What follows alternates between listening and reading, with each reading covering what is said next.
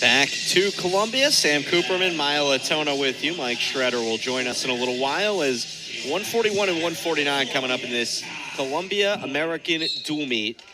And here at 41, Kai Owen for Columbia and Cael McIntyre for American.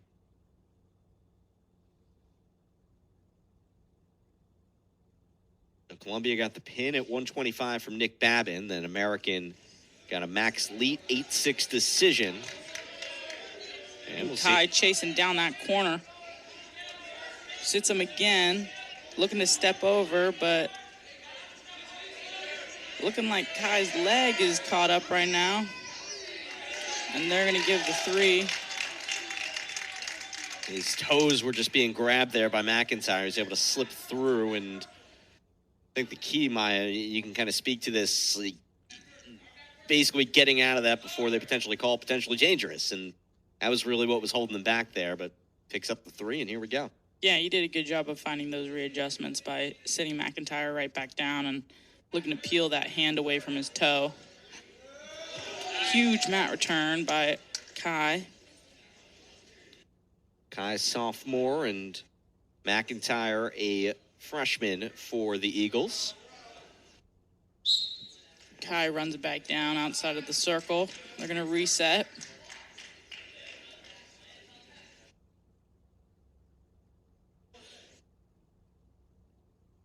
So again, American after this, they're going to go up to Army today. You'll see that a lot where teams where travel is easy to get from one place to the next, usually within an hour, even could be a little more than that.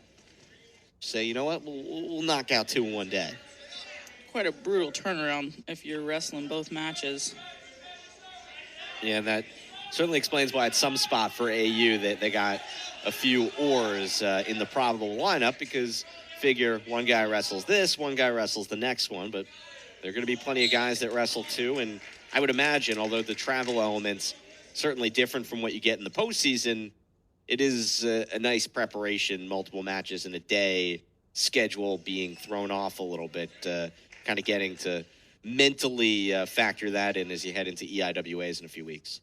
Yeah, if you need to go see more schools and see a certain look or see a certain guy, you know, it's worth a trip for sure. And now Kai looking for a wrist. Still putting on a hard ride. Minute 17 of ride time right here in Kai's favor. He was able to score the early takedown. He's been on top since.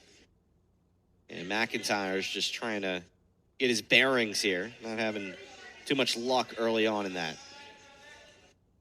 And Kai looking at, has an Iowa on one of those ankles and is running him down on that wrist, and now is looking to potentially maybe get a bar, or has that chicken wing open.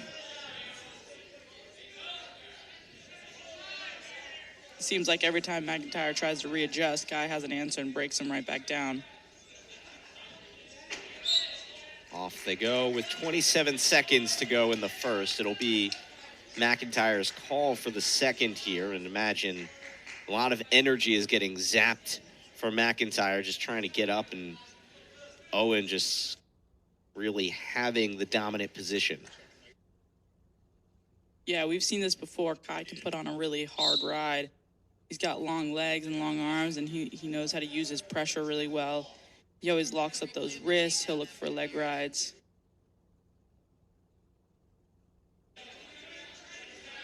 And here he has that wrist, and he's getting some near fall points with that cross-face tilt, or that. Now he's got the shoulder. McIntyre able to roll back around, but as Owen reseals here, he's going to get the 4, and he'll have a nice 7-0 lead going into the second. Let's look at that takedown that Owen did to start off that impressive ride. So he's able to work his knee into McIntyre's body, which brings his toe out, which allows him to readjust to get that 2. So 6-0, or should be 7-0, right? Am I missing something here? I might be, but I don't think I am. We'll get some clarity on that. The riding time is at 2:25 and diminishing here with McIntyre trying to lessen it, but Owen's already got good chance of breaking loose. Ooh, big sit out by Kai. A roll through attempt by Kai. Now he's all the way up and looking to peel hands. McIntyre a little high on that ride right now. We'll see if Kai can do anything with it or if McIntyre can bring down that riding time. Yeah, so there's the bounce score after 2, or dual meet score after 2 bouts. Pin at 25, and then the decision at 33. So McIntyre in a little bit of trouble early on here. Been able to ride for the first, now 30 seconds of this period.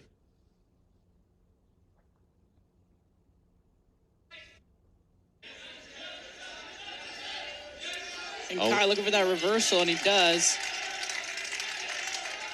So mark it down as 8-0. And he's pulling in that leg for a Turk. He's got that bottom leg locked up. And he's looking maybe to grab a wrist. It looks like McIntyre's got a hold of his wrist, a hold of Kai's wrist. And the bench is calling for stalling. And they're going to give it to him, stalling on red. 8-0 riding time, well over 2 minutes. Kai Owen dominating, and it'll be his call for the third as he's looking for bonus points for his team and for his resume. Currently number 6 in the EIWA ranking. Some big wins for him in his first year as a starter for the Lions. Kai's looking to use that Turk and bring McIntyre over. So with 27 seconds to go, stalemate. Owen on top. McIntyre readjusts. And the Columbia side is certainly pleased with how the Tampa natives wrestling here.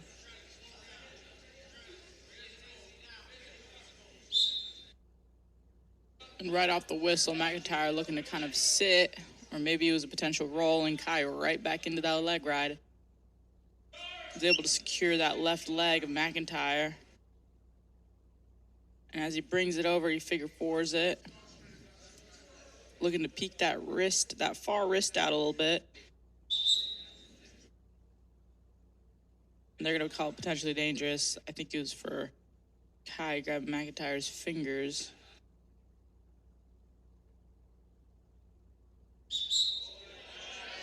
And caution on McIntyre. 3 minutes on the dot of riding time for Owen. That's impressive work.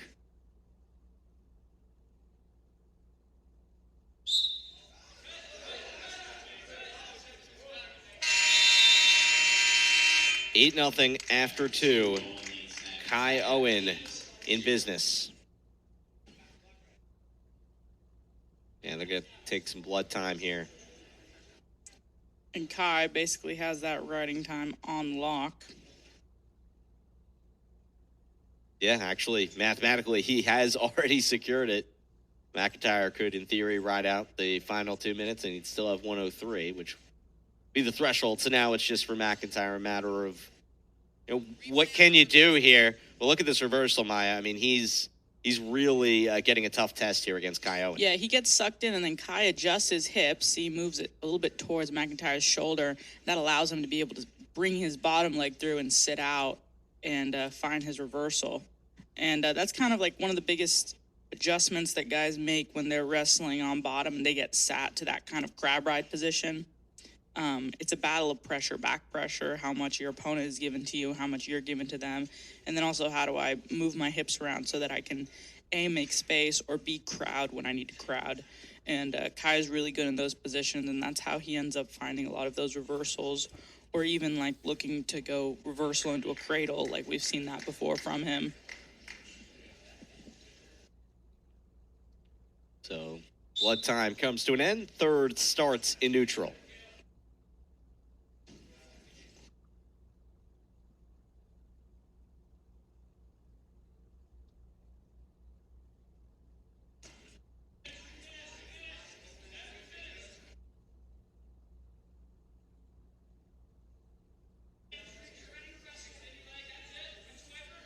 Zach Tonelli shouting out instructions to Owen, telling him he's good, get ready to wrestle. Can he break loose here.